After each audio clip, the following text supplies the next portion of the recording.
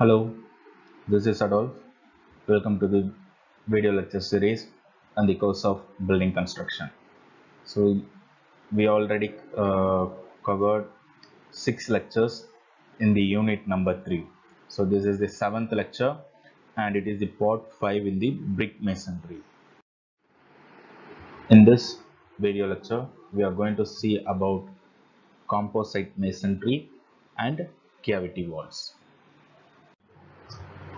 Let's start our video lecture with composite masonry.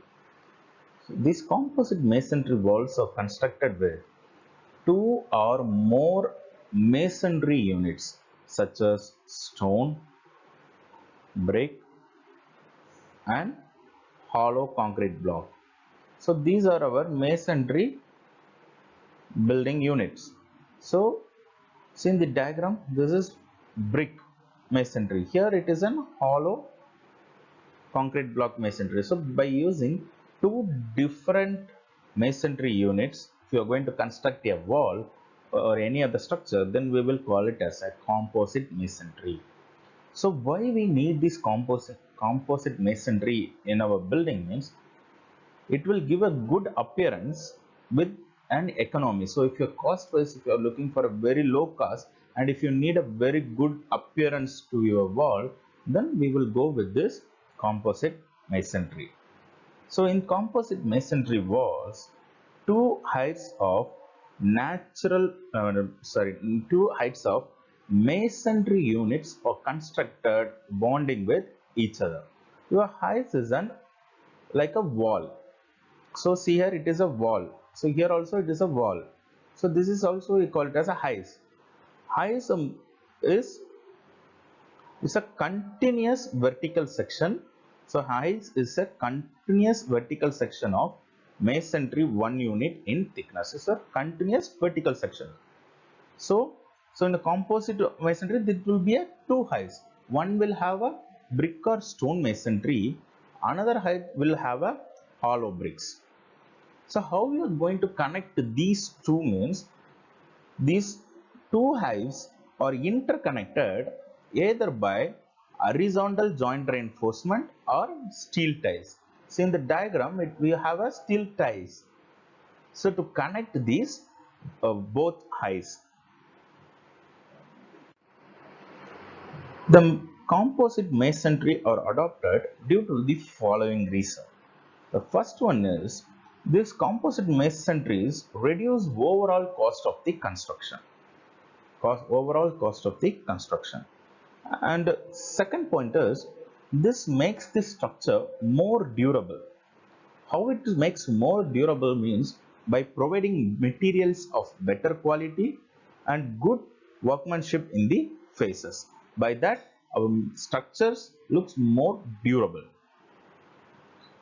Third is it improves the appearance of the structure by concealing the inferior work. Last point is it makes the use of locally available material to obtain optimum economy. So if you want very good, if you want to reduce your cost, if you use locally available material, it will reduce the cost of your building. So this composite material will use the locally available material to keep your cost under your limit. So what are the different types of composite masonries are available in the building construction? The first one is stone facing with brick backing. So we already know what is a facing, what is a backing. Facing is exterior, backing is interior. Backing is interior, facing is exterior. So the exterior wall will have stone, interior will have a brick. So if you take a diagram, so so this is your exterior, this part is your interior, then here you will have a stone and here you will have a brick. So in this type of construction, A wall is constructed in brickwork and the stones are provided on facing. To appear, it's constructed on a stone. So your wall will be in brickwork only and your stone is provided on the faces. So it will looks like a whole wall is constructed on a stone. It is adapted to improve the appearance of the structure at lesser cost. So it is used to improve the appearance of the structure at lesser cost. Second method is stone slab facing with brick backing. So instead of in the exterior wall, instead of stone, we will give a stone slab, big stone slabs we will give. So in this type of construction, the wall is constructed in same brickwork, but the stone slabs are provided on the facing. Stone slabs are provided on the facing. These stone slabs should not exceed 5 to 10 centimeter in thickness. It should not exceed the 10 centimeter. It should be lies between 5 to 10 centimeter in thickness and are properly secured to the brick backing. Otherwise, uneven settlement will happen to the wall. So if you are not provided with the brick backing, the stone we are going to use, the stone slabs we are going to use in the wall, it can be natural or artificial stone. So this is the second type. Third type is brick facing with concrete backing. So in this type of construction, what we use? We will use brick as the exterior facing and we will give the concrete as a backing or interior. Interior we will give concrete. This type of construction is adopted to get the strength of concrete and the aesthetic look of brick. So you will get a strength of a concrete and the look wise you will get the brick. Fourth type is ashlar facing with brick backing. So ashlar masonry is same as stone masonry. It is one of type of stone masonry. We have uncourse rubble masonry. So like that, it is one type of masonry work only. Rubble under stone masonry, we will have rubble masonry and ashlar masonry. In the rubble masonry, you will have uncoursed rubble masonry, coursed rubble masonry. In that rubble masonry, we will use mortars to join the stones. But in ashlar masonry, we won't use any mortar to join the stones. We will keep one above one or one side by side stones only we will keep. We won't use any mortar on it. So in this type of composite masonry construction, we will use rough tooled and chamfered stones. So in the facing, so this is the facing or exterior, we will use a rough look. So from the outside, if you see it, you can see the stones only, not a brick or anything, only a stone masonry you can see, but the backing is provided with the brick. The backing is provided with the brick. And the fifth one is ashlar facing with rubble backing. So rubble means it, here it is also we are going to use the stone only, so both are stone. So but ashlar, it will have a shapes, regular shapes it will be there, but rubble shapes are irregular. So in the facing, we will use rough tooled chamfered stones we will provide in the facing, but in the backing we will provide rubble masonry. So backing we will provide rubble masonry. So these type of construction may reduce the cost of construction. So how it is reduce the cost of construction means the rubbles we are going to use at the backing, that will be available at a cheap rate. So that's why this type of construction will reduce the cost of overall construction of the wall. What are the advantages of composite masonry? First one is cost wise. So the total cost of the structure is reduced. So how it is reduced? Because we are going to use the available materials, the locally available materials, to achieve optimum economy. So in this composite masonry, we are going to use the what are the materials that will be locally available. That only we are going to use in this type of construction. So from that, the cost will be reduced. And second is durability. It is possible to provide material of better quality and good workmanship on the facing work, so as to minimize the effect of the atmospheric agents on the wall. So we will provide a good, better quality materials on the facing, and we will use a good workmanship on the facing. So what will happen? So the facing will does not affected with the atmospheric agents. Atmospheric agents like wind, rain, sun. These are the atmospheric agents. So it won't affected by these atmospheric agents. So the life will be, the durability of the composite masonry will be higher. Third, appearance. So by adopting composite masonry, the appearance of the structure can be considerably improved. So because sometimes we will give stone facing, sometimes we will give ashlar facing, and sometimes we will give the brick facing, so that from the look it will looks good. The appearance will be improved to the structure. So these are the advantages and the types of the composite masonry. The final topic of the brick masonry is cavity walls. These cavity walls are constructed with two separate walls. For single wall purpose, we will build a two separate walls. So if you want a single wall, we will build a two separate wall with some spaces between them, with some spaces or cavity between them, like in the figure. So this is a one wall, this is a another wall, but these two will have a single wall purpose only.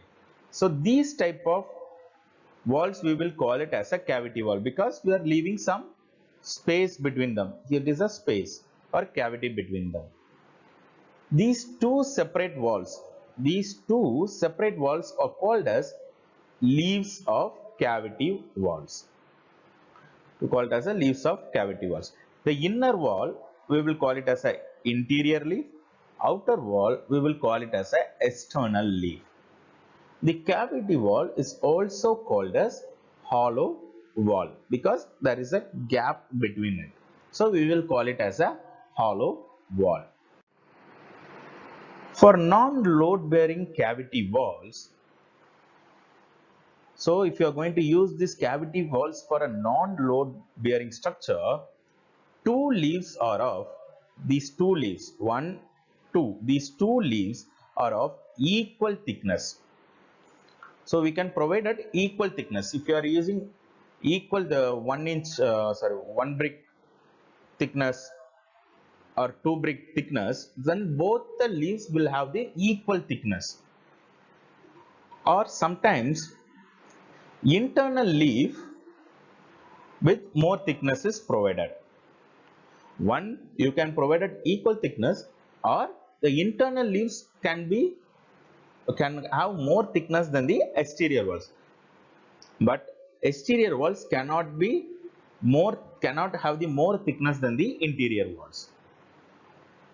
The cavity size should be the cavity size. This is the cavity size. It should be 4 to 10 centimeter. The cavity size should be 4 to 10 centimeter. The internal and the external leaves should have at least 10 mm thickness. It should at least, the minimum it should have 10 mm thickness. It should not be less than 10 mm thickness. The both wall thicknesses, it should have minimum 10 mm thickness. These two walls are interconnected by using metal links, metal ties or metal links. These are the metal ties or links. They're connected by the metal links or metal ties. The construction of cavity walls. This in general, these cavity walls does not require any footing under it. So it does not require any footing, but it just required a strong concrete base. This is a concrete base. So it needs a strong concrete base is provided. From that concrete base, we can construct our cavity walls. So from that concrete walls, two leaves construct like normal masonry. Two leaves, this is one leaf, another leaf. These two leaves can be constructed as a normal masonry. But minimum cavity, that cavity it should be between 4 to 10 centimeters. So minimum at least 4 centimeter gap should be provided between these two leaves. The cavity,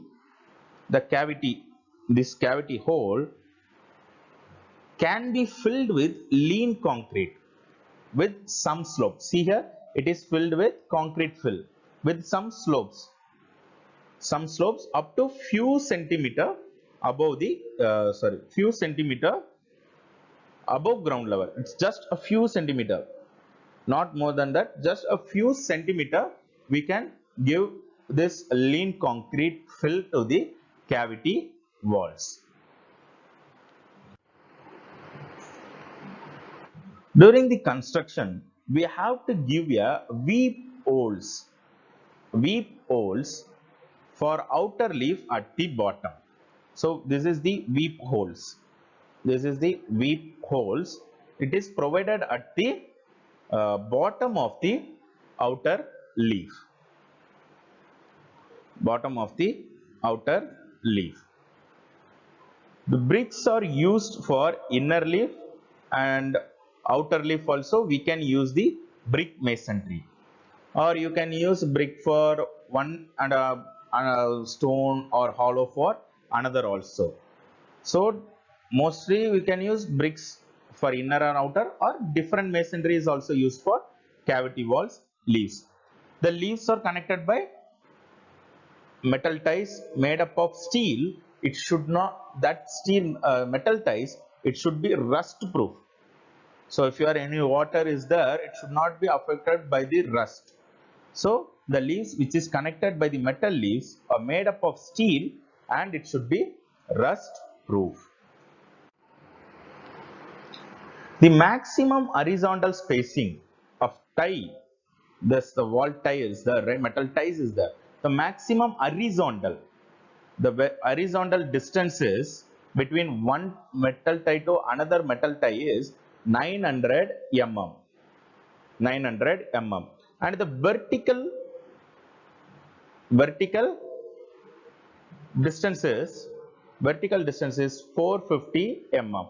So if you are going to construct a cavity wall, so if you keep horizontally, if you keep one metal tie here, another metal tie you have to give it at 900 mm, and in the vertical direction, if you keep one metal tie here, another metal tie we will keep at 450 mm. So these are the maximum horizontal and vertical spacing of the metal tie. These metal tie, why we are giving at the maximum and horizontal spacing means the wall ties should not carry any moisture from the outer leaf to the inner leaf. So it should not carry any outer leaf to the inner leaf. That's why we are giving in the specified spacing. So if you are going to construct a half brick thickness leaf, we can use stretcher bond. So half brick thickness leaf, we can construct as a structure bond. So if you are going to construct one brick thickness or more thickness, so if you each leaf the wall, if you are going to construct as a one brick thickness or more thickness, we can use English or Flemish bonds are provided. So what is the half brick thickness or one brick thickness? So half brick thickness is 4-inch wall. One brick thickness is 9-inch wall. 1.5 brick thickness is 14-inch wall. So they may ask question, what is one brick thickness wall? What is the one brick thickness? That means 9-inch wall we have to provide. 1.5 brick thickness means 14 inches wall we have to provide. So while laying the bricks, we have to give a care to the cavity walls. Why? Because while we are using the bricklaying, we will use cement mortar. That cement mortar should not fall inside the cavity. So a care should be given while we are laying the bricks.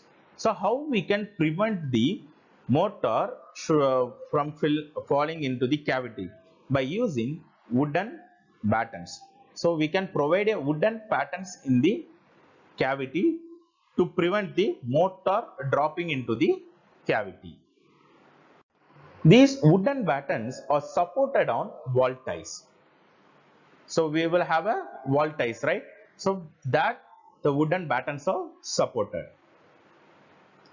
Whenever the height of the next wall tie location is reached, that means height means vertical distance. So we have to give 450 mm spacing. So 450 mm spacing. So whenever you reach that height of the nest wall tie, we have to provide the wall tie on that height. So before we are placing that wall tie, we have to remove these batten using the wires or ropes, and then only the wall ties are provided. Once the wall ties are provided, we will place these wooden bats on that wall ties to prevent the dropping of mortar. Two leaves should be constructed simultaneously. So if you are building 1 meter on one leaf, again we have to construct the 1 meter on the other leaf. Two walls should be constructed simultaneously. So one is higher, another is no. This and all we cannot do. So two will be constructed at a simultaneously. The spacing should be uniform and it is attained by predetermining the location of the wall ties. So the spacing it should be uniform. Otherwise, what will happen? One will have different wall ties, another will have a different height at the wall ties. Dam proof course is provided for two leaves separately. So whenever you need to provide dam proof, we have to give it separate ways. So in case of door or windows, weep holes are provided above the dam proof courses. So if you are having door or window, weep hole should be provided above the dam proof courses. What are the advantages of cavity walls? These cavity walls give better thermal insulation than solid walls. So why it gives better thermal insulation means, because of the spaces, the cavity we are providing between the two leaves of cavity wall, the spaces between that, it will fill by air. So air will reduce the heat transmission into the building from outside. So it will give better thermal insulation. And if you consider it by economical ways, these cavity walls are cheaper than the solid walls. The cavity walls are cheaper than the solid walls.